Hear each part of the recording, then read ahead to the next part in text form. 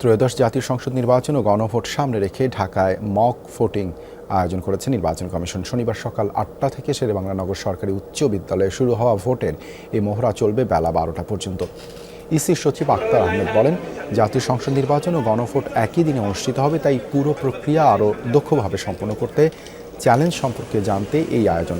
এই মক ভোটিংয়ের ফলাফলের উপর ভিত্তি করে ভোট কক্ষ সংখ্যা বাড়ানো লাগবে কিনা, কোথাও সমন্বয়ের প্রয়োজন কিনা, ভোট কক্ষ ও জনবল বাড়বে কিনা, এসব বিষয়ে সিদ্ধান্ত নেওয়া হবে।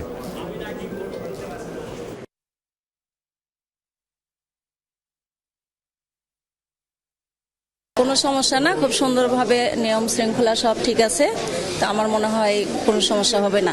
গণভোট যেটা, সেটাতে যে লেখাগুলো, সেই লেখাগুলো ছোট প্লাস এবং কি আছে সেগুলো পড়ার মতন সময় হয়নি। আমার কাছে খুব ভালো লাগছে, সবকিছু অনেক সুষ্ঠুভাবে চলতেছে। এই জিনিসগুলো তো অনুমানের উপরে না করে প্র্যাকটিক্যাল আসপেক্টটা থেকেই আর কি আমরা নিতে চাচ্ছি, এবং সেই অনুযায়ী আপনার ভোট গ্রহণ আমাদের এখন পর্যন্ত 4টা পর্যন্ত, তো 4টার পরে যদি কোনো ভোটার না থাকেন তাহলে আমরা তো কাউন্টিং তাৎক্ষণিকভাবে শুরু করা যেতে পারে।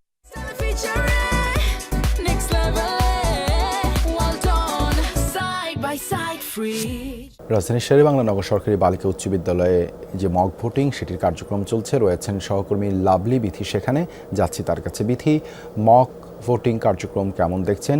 সেখানে মক ভোটার ও নির্বাচনী কর্মকর্তারা কি বলছেন? ভোটিং কার্যক্রম সুষ্ঠু পরিবেশে হচ্ছে, আইন শৃঙ্খলা রক্ষাকারী বাহিনীর যথেষ্ট উপস্থিতি আছে, ভোটাররাও লাইনে দাঁড়িয়ে আছে, ভেতরে ঢুকছে, ভোট দিচ্ছে পছন্দের প্রার্থীকে। যেহেতু এবার 2টি ব্যালটে ভোট হচ্ছে, অর্থাৎ সংসদ নির্বাচনের পাশাপাশি গণভোটের ব্যালটও আছে। এবার গণভোটের জন্য মক ভোটিংয়ের ক্ষেত্রে গোলাপি কালার ব্যালট করা হয়েছে এবং সেখানে 4টি প্রশ্ন আছে এবং হ্যাঁ না আছে।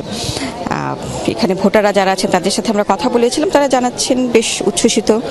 কেউ কেউ নতুন ভোটার বলছে জীবনে প্রথম ভোট দিচ্ছেন, তবে নিজেদের পছন্দের প্রার্থীকে ভোট দিচ্ছে।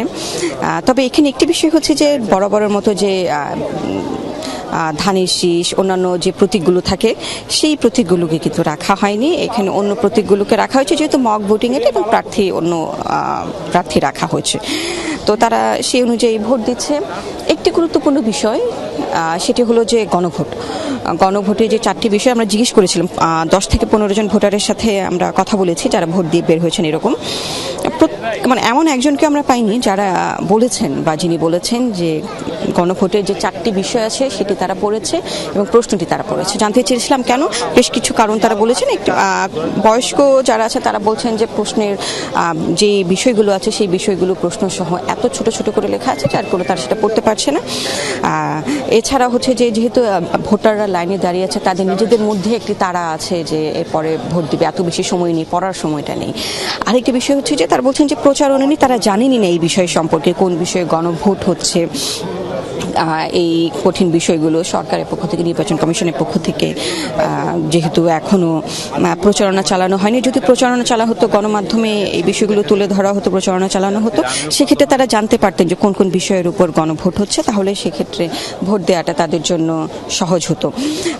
তো সব কিছু মিলিয়ে এখানে কর্মকর্তাদের আমরা জিজ্ঞেস করেছিলাম যে গণভোটের বিষয়টি, তারা বলেছেন যে যেহেতু গণভোটের বিষয়টি কিছুদিন হলো সরকারের পক্ষ থেকে নির্দেশনা এসেছে, সুতরাং প্রচারণা আজকে থেকেই শুরু, মক ভোটিংয়ের মাধ্যমে সেই প্রচারণা শুরু হয়েছে এবং ক্রমান্বয়ে সেই প্রচারণা বাড়াবে যাতে করে গণভোটের ক্ষেত্রে সঠিকভাবে গণভোটটি হয়, শুধুমাত্র আন্দাজে বসে হ্যাঁ অথবা না ভোটটি যেন না হয়।